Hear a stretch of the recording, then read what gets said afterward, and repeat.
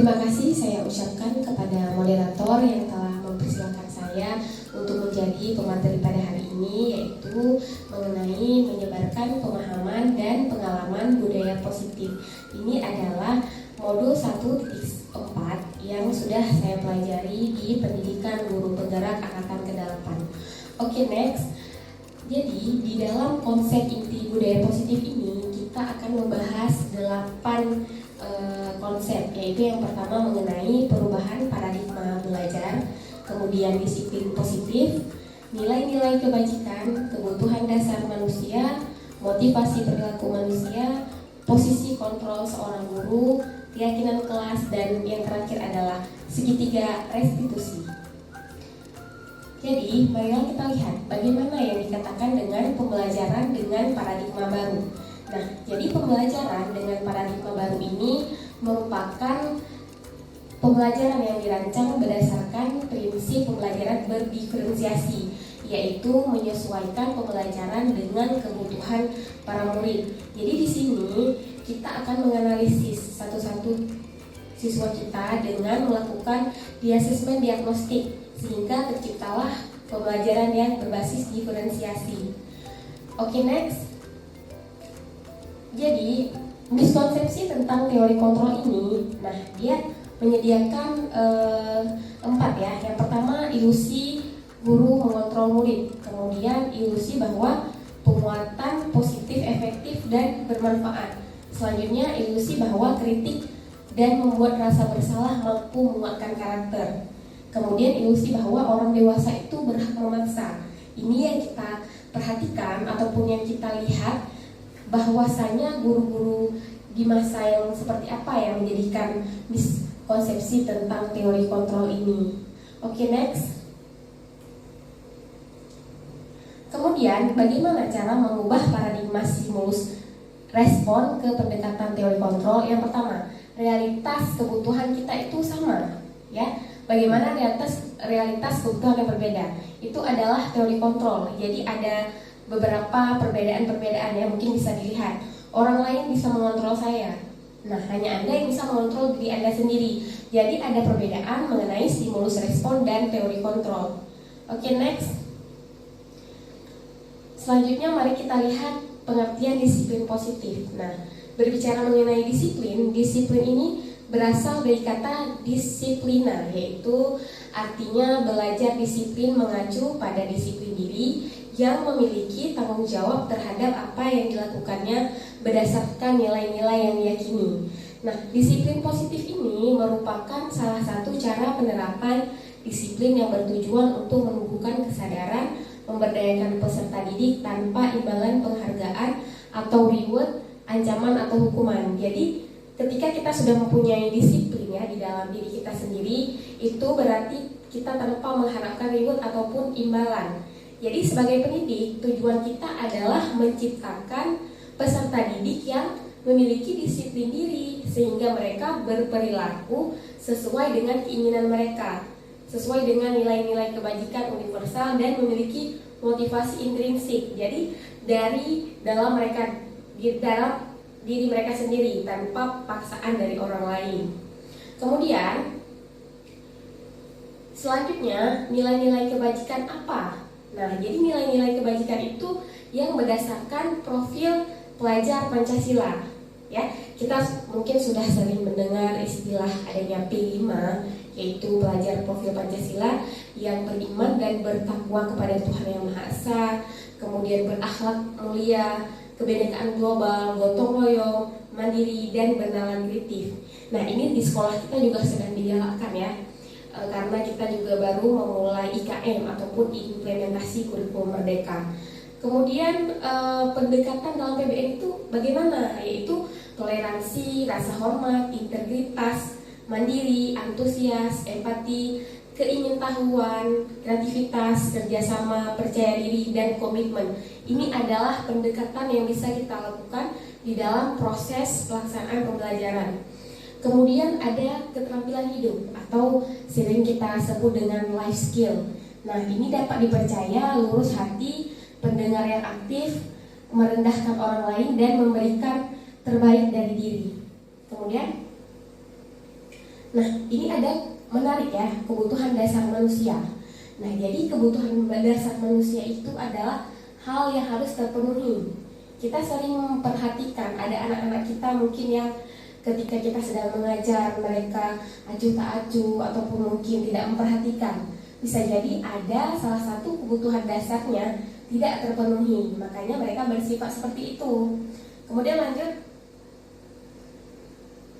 Nah, ini bisa kita lihat ada 5 kebutuhan dasar manusia. Yang pertama ada kesenangan, kedua cinta dan kasih sayang, kemudian penguasaan, kebebasan dan bertahan hidup. Jadi kelima hal ini itu dimiliki oleh semua kita, ya, baik kita anak-anak, orang dewasa, semua hal itu pasti mempunyai 5 kebutuhan dasar manusia. Jadi kelima kebutuhan dasar manusia ini harus terpenuhi. Kemudian motivasi perilaku manusia. Nah, ini ada motivasi X dan in. Ekstrinsi itu yaitu untuk menghindari ketidaknyamanan ataupun hukuman, mendapat imbalan atau penghargaan dari orang lain. Nah, itu kan berarti dia berasal dari luar. Sedangkan yang berasal dari dalam yaitu untuk menjadi orang yang mereka inginkan dan menghargai diri sendiri dengan nilai-nilai yang mereka percayai. Itu berarti berasal dari sini, yaitu dari dalam. Kemudian selanjutnya adalah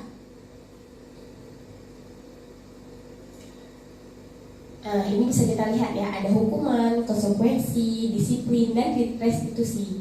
Jadi kalau misalnya dulu kita melaksanakan hukuman ya, ada konsekuensi dan restitusi. Usahakan ya Bapak Ibu mulai sekarang setelah kita dari sini kita bisa membedakan ya mana hukuman, konsekuensi, dan restitusi. Jadi hukuman ini merupakan sesuatu yang menyakitkan harus terjadi ya, akhirnya kita menghukum orang lain. Kemudian konsekuensi yaitu sesuatu hal yang terjadi. Misalnya dia tidak melaksanakan sesuatu hal, maka konsekuensinya apa? Nah, selanjutnya adalah restitusi. Nah, ini yang paling bagus karena restitusi itu adalah pilihan. Kemudian 5 posisi kontrol guru. Yang pertama, posisi kontrol seorang tim hukum. Kemudian pembuat merasa bersalah, teman, pemantau, dan manajer. Nah, di antara kelima posisi kontrol ini, kira-kira kita sudah memegang posisi kontrol yang bagaimana? Coba selanjutnya. Nah, jadi ini kita kasih sebuah kasus ya. Kasus misalnya siswa tidak memakai atribut lengkap saat upacara bendera. Nah, kalau misalnya kita memposisikan diri kita sebagai penghukum, yaitu apa yang kita katakan kepada murid, nah, hormat bendera selama 1 jam. Nah, itu berarti kita sebagai penghukum. Karena penghukum tadi sesuatu yang menyakitkan harus terjadi, itu adalah hukuman. Kemudian, kalau misalnya kita pembuat merasa bersalah, kita akan mengatakan hal seperti ini. Berapa kali ibu atau bapak harus memberitahu kamu? Kamu selalu saja mengecewakan ibu atau bapak. Itu yang akan kita lakukan kalau misalnya posisi kita sebagai pembuat merasa bersalah. Kemudian selanjutnya ada posisi kontrol teman. Nah, jadi kan kita berarti berteman ini dengan peserta didik. Ayo dong ikuti aturan sekolah, tolong bantu bapak ya atau ibu sekali ini saja. Atau kita akan mengatakan sudah tidak apa-apa, lain kali jangan berbuat seperti ini lagi ya. Kemudian kalau sebagai pemantau, kamu sudah melanggar peraturan sekolah, kamu tahu konsekuensinya.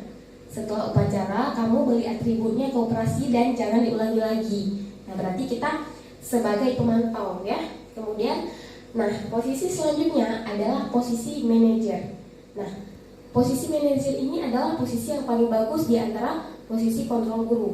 Kenapa? Karena apakah kamu tahu kesalahanmu? Kira-kira bagaimana cara kamu memperbaiki kesalahanmu? Nah, inilah yang akan kita katakan apabila kita mengambil posisi kontrol sebagai seorang manajer. Kemudian coba kita lihat diri kita, posisi kontrol apa yang sudah kita lakukan. Tentu kita akan melihat ya, saya kecewa sekali dengan kamu. Menurut Bapak Ibu itu masuk ke posisi kontrol mana? Video mengenai 5 posisi kontrol guru.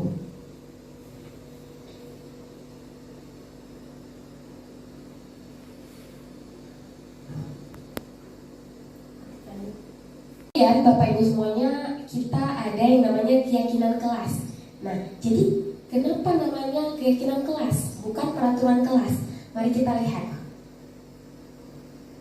Jadi, pembentukan keyakinan kelas ini yaitu bersifat abstrak, berupa pernyataan universal dibuat dalam pernyataan positif sedikit saja agar mudah diingat sesuai dengan kondisi kelas ataupun sekolah dan mudah diterapkan, dan semua warga kelas dilibatkan dalam membuat keyakinan kelas. Kemudian jadi berbicara mengenai keyakinan kelas tadi, jadi sebelum kita masuk ataupun mungkin sebelumnya kita sudah tidak asing lagi ya dengan yang namanya kontrak belajar. Cuman di pendidikan guru penggerak ini dikatakan namanya keyakinan kelas, yaitu hal-hal yang kita yakini di dalam kelas kita, ya. Kemudian ada yang namanya segitiga restitusi.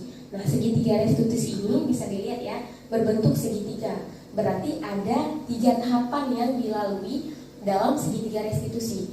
Segitiga restitusi ini merupakan suatu proses dialog yang dijalankan oleh guru agar dapat menghasilkan murid yang mandiri dan bertanggung jawab. Yang pertama yang kita lakukan adalah menstabilkan identitas. Kemudian validasi tindakan yang salah. Selanjutnya menanyakan keyakinan. Nah, inilah bentuk segitiga restitusi. Kemudian bagaimana cara menstabilkan identitas? Berdasarkan prinsip membuat kesalahan adalah bagian dari proses pembelajaran. Seorang guru akan mengatakan seperti ini: berbuat salah itu wajar, tidak ada manusia yang sempurna. Ibu juga pernah berbuat salah. Jadi jangan langsung kita menjas anak-anak itu, kamu ya, gimana sih kamu, itu aja nggak beres. Nah, jangan seperti itu. Akan tetapi kita stabilkan dulu identitasnya. Jangan langsung kita hukum dia. Kemudian ada yang namanya validasi tindakan yang salah. Berdasarkan prinsip setiap perilaku berusaha memenuhi suatu kebutuhan tertentu. Nah, jadi kita akan menyatakan seperti ini, kamu pasti punya alasan mengapa melakukan hal itu. Nah, jadi kita sebagai seorang guru sebenarnya punya solusi-solusi ataupun langkah-langkah untuk menyelesaikan suatu hal ya yang terjadi kepada peserta didik kita. Kemudian yang selanjutnya adalah menanyakan keyakinan. Nah, tadi kan kita sudah membuat keyakinan kelas. Nah, setelah membuat keyakinan kelas ada nilai yang dilanggar, itulah makanya kita jalankan segitiga restitusi. Berdasarkan prinsip teori kontrol, bahwa pada dasarnya kita termotivasi secara intrinsik. Jadi kita akan bertanya, keyakinan apa? Apa keyakinan kelas kita? Nilai-nilai apa yang setelah disepakati bersama? Nah, seperti apa kamu akan memperbaiki hal ini ke depannya, itu yang akan kita lakukan.